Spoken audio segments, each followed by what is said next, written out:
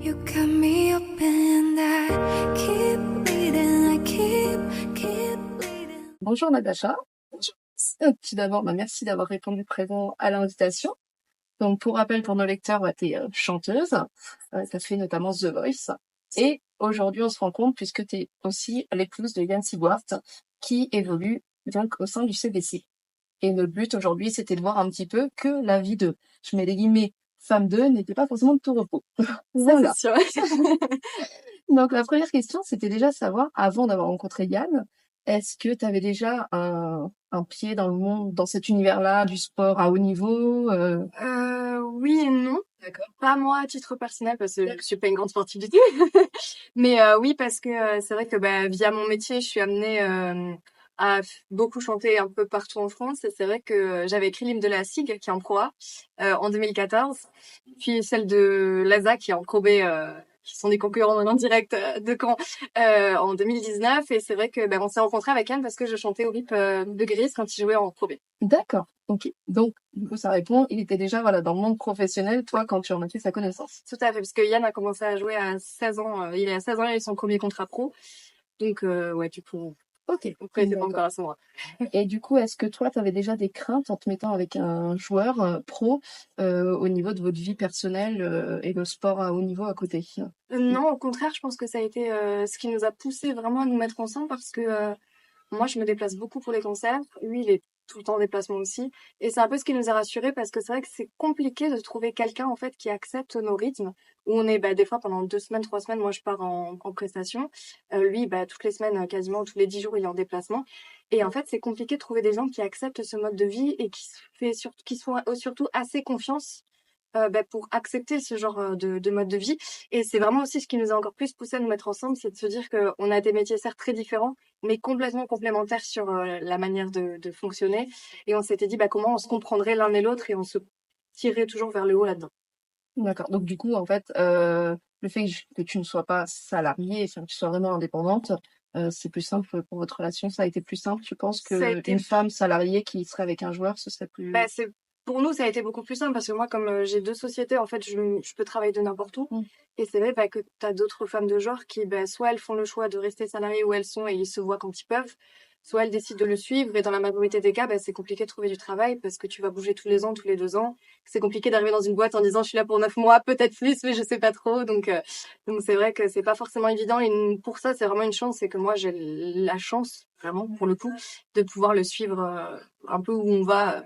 Donc il y a un aéroport ou une gare pas loin parce que c'est plus simple pour se déplacer, mais ouais, c'est quand même relativement une chance. D'accord. Et du coup, en tant que femme de joueur, quels sont les sacrifices à faire? Donc justement, renoncer à la relation à 100%, on va dire. C'est vrai que je pense qu'en devenant femme de joueur, on se rend compte des sacrifices que c'est. Parce que moi, j'en avais pas du tout conscience avant. C'est des questions qu'on se pose pas tant qu'on le vit pas. Et c'est vrai que en fait, c'est des sacrifices. Sacrifice, pour moi, le mot est dur, mais donc je vais l'utiliser pour l'employer comme ça, mais c'est trop péjoratif. Mais c'est vrai que c'est des sacrifices au quotidien. On est loin de nos familles, on est loin de nos amis. Souvent, t'as pas Noël, c'est entraînement 7 jours sur 7. Donc, si t'as ton anniversaire, il peut être en déplacement, t'es absolument toute seule. Voilà, en fait, c'est plein de petites choses qui font que l'été, tu dois courir un peu à droite à gauche pour voir tout le monde, parce que moi, en plus, je suis de Strasbourg et lui, il est de Saint-Maxime, donc c'est pas la porte à côté. Donc, c'est vrai qu'en fait, c'est toute une organisation et en fait, un mode de vie qui évidemment est compliqué. Moi, quand il part en déplacement, je suis toute seule. Lui, quand je pars, il est aussi tout seul. Donc c'est vrai que c'est un mode de vie particulier. Je sais qu'il correspondrait pas à tout le monde. Nous, on y trouve notre compte parce qu'on aime bien bouger. On a vraiment énormément confiance l'un dans l'autre et je pense que c'est la base quand tu as ce genre de relation. Mais c'est vrai que ça entraîne quand même pas mal de sacrifices. D'accord. Et au quotidien, du coup, est-ce que tu l'accompagnes, toi, dans sa vie de sportif?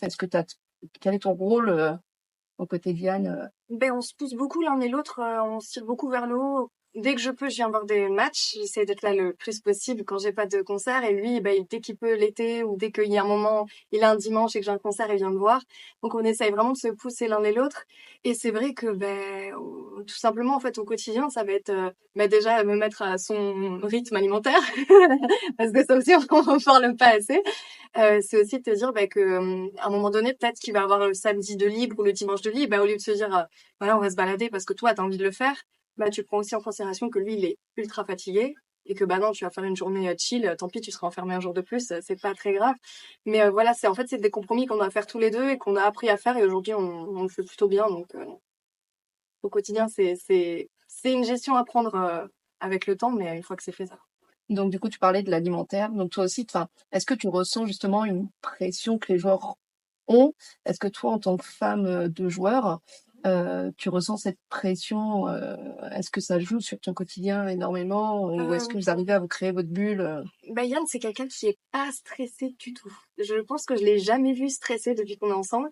Donc lui, au quotidien, c'est pas quelque chose qui va le stresser, mais c'est plus quelque chose qui va faire naturellement parce qu'il sait qu'il va être plus performant. Après, voilà, libre à chacun de faire ce qu'il veut. Hein. On va pas juger quelqu'un qui va manger au resto la veille ou quoi. Mais lui, par exemple, il a vraiment des routines qui sont bien en place. Et c'est vrai que notre alimentation est vraiment à base de riz, poulet et haricots verts. Ça, c'est... voilà. Donc après, moi, je m'adapte en fonction. Ou ça fait pas de mal, hein, au contraire. Mais ça me paraît normal, en fait. Je sais que lui, il fait aussi des sacrifices par rapport à mon métier. Et en fait, on essaye de se pousser vers le haut. Et justement, pour moi, l'alimentation, c'est un des premiers facteurs dans son métier, du moins, qu'on doit prendre en compte tous les deux. Et une dernière question, en tant que femme de joueur, je mets des guillemets encore une fois parce que tu n'es pas que femme de, voilà. Mais selon toi, quelle force de caractère il faut pour être justement, enfin, en commun avec les autres femmes pour pouvoir aider, enfin, Je dans cette pense vie-là que qui est quand même différente d'une femme lambda, d'une épouse lambda, disons. Je pense que vraiment le premier point quand on est femme de joueur, c'est la confiance. Parce que c'est vrai qu'on est amené à être tout le temps, très souvent séparés. Il part toutes les semaines, tous les 10 jours, 2-3 jours dans la semaine. Moi, je pars aussi souvent. Et c'est vrai que la base, je pense, de la relation avec un sportif de haut niveau, c'est la confiance. Parce que c'est vrai que si t'arrives pas à gérer ça, ça va être très compliqué.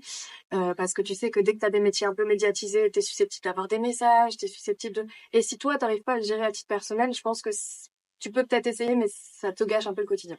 Donc déjà, tout ce qui va être confiance. Et puis après, c'est simplement se dire qu'il faut réussir à pousser l'autre vers le haut. C'est le soutenir beaucoup parce que les saisons sont quand même assez longues. On l'a vu l'année dernière, la saison a été excessivement longue pour tout le monde.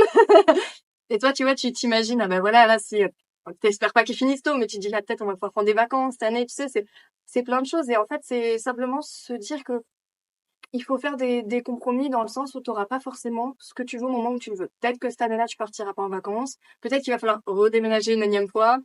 Donc, tu vois, c'est pas mal de choses en termes d'organisation que tu apprends au dernier moment. Et ça, il faut aussi savoir l'accepter, le gérer.